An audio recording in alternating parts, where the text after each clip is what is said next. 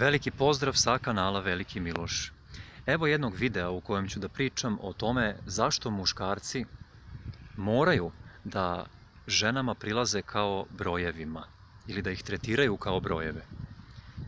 Barem u početku nekog odnosa. Kao što znate, volim da pominjem konkretne primere i zato ću sada pomenuti jedan za koji sam ja čuo.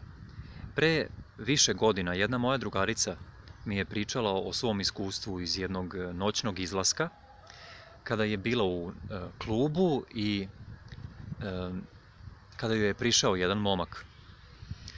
Ona ga je odmah odbila zbog toga što je prethodno bila videla da je on prilazio i nekim drugim devojkama koje su ga isto tako odbile te večeri. Njoj se to nije svidelo, rekla je da se, tako reći, osjetila kao laka roba. Dakle, nije joj bilo po volji to što je ona bila jedna u nizu. On je doživeo nekoliko odbijanja i onda je ona došla na red. Naravno, ona je željela da se osjeća, recimo, kao princeza, kao jedina na svetu. Željela je da on njoj priđe zato što se baš ona njemu sviđa takva kakva je, da je ona jedinstvena i tako dalje.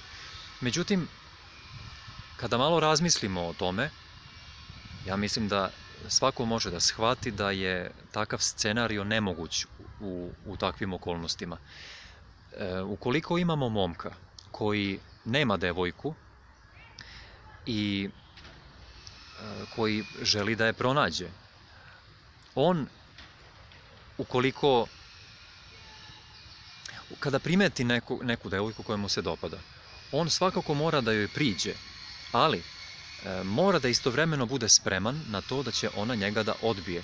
A to je veoma, veoma specifična pozicija u kojoj se muškarci nalaze kad je u pitanju odnos među polovima. Dakle, mora biti spreman na odbijanje, iako mora biti uglavnom on prvi koji prilazi i koji želi da započne neku vezu sa devojkom. Nije lako biti odbijen, tako da muškarac mora da ima neku vrstu emocionalnog oklopa, kao emocionalne brane, da ne bi potpao pod taj bol koji je posljedica odbijanja. I kako ga taj bol ne bi poremetio da nastavi dalje sa ljubavnim životom i uopšte sa svojim životom. Dakle, ukoliko ga jedne večeri jedna devojka odbije, naravno da je mnogo bolje za njega da nastavi dalje i da priđe sledećoj, pa onda sledećoj i sledećoj, nego da kaže, pa ja sam želeo samo ovo jednoj da priđem, a ona me je sad odbila i ja sam sada jedan nesrećnik koji nema nikakve izglede da upotpuni svoj ljubavni život ili da nešto lepo doživi.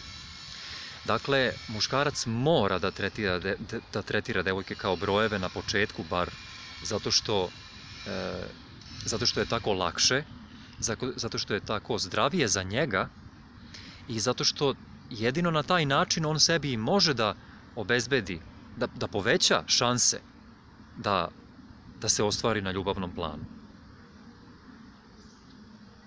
Jasno je meni da devojke ne žele da budu da nijedna devojka ne želi da bude jedna u nizu, ali ovaj svet tako funkcioniše da drugačije ne može biti. Isto tako sećam se, kad već govorimo o tom ljubavnom bolu, jednog mog primjera od pre 3 godine, kada sam upoznao jednu devojku,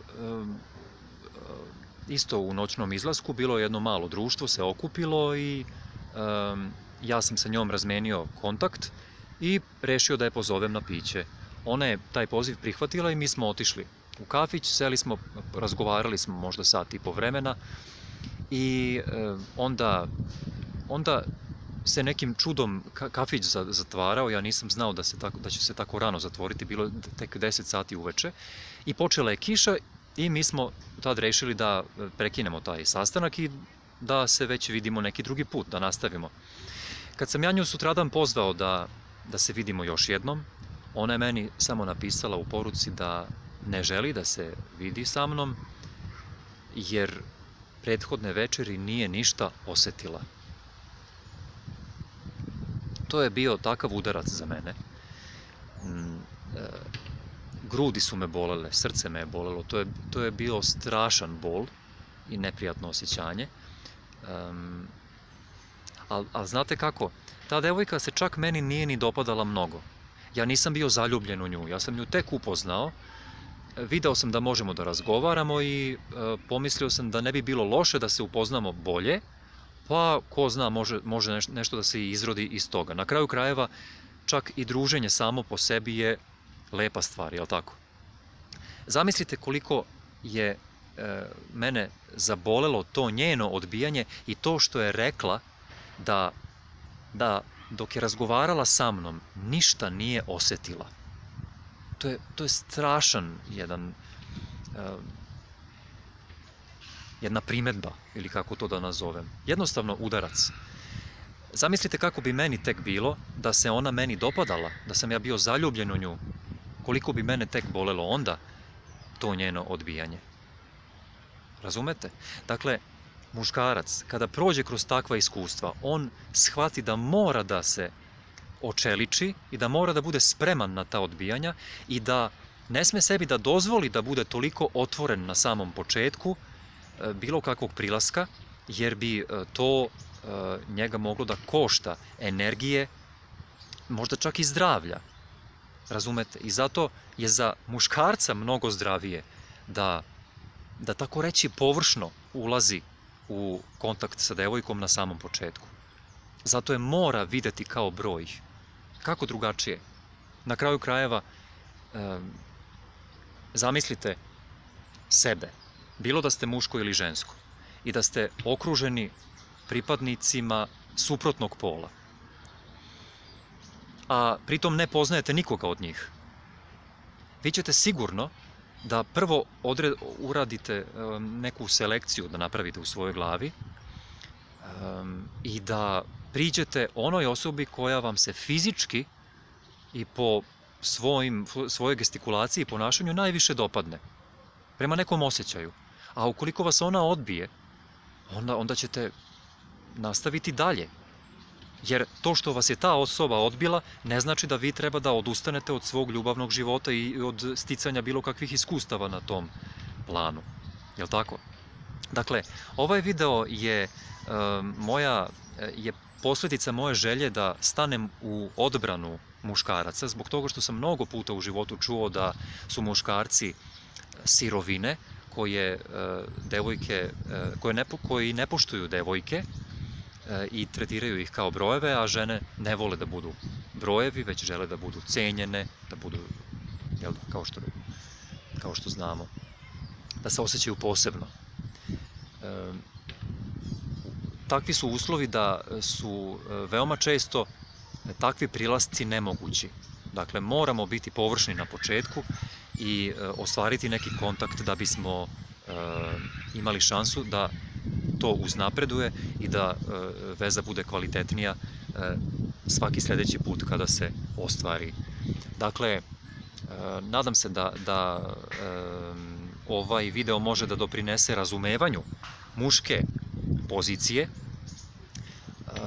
jer muškarcima je zaista neophodno dosta razumevanja u ovom svetu, pogotovo danas, zbog toga što ima mnogo neke vrste neprijateljstva prema muškarcima i mnogo barijera se postavlja pred muškarcem. Muškarci se na neki način, odnosno mi muškarci se stavljamo u okove vaspitanja, a to vaspitanje sprovodi i porodica, i mediji, i društvo, ulica, mame, tate, braća, sestre, feminizam, globalizam i razne druge struje u ovom društvu. Ne bih ništa delio na dobro i loše, ali mogu samo da kažem da čovjek mora da se trudi, da pronađe neki izlaz iz određenih teških situacija. Nadam se da je ovo bilo poučno i pozdravljam vas do sljedećeg puta kada ću verovatno govoriti isto o nečemu, o nekoj srodnoj temi. Do tada, prijatno.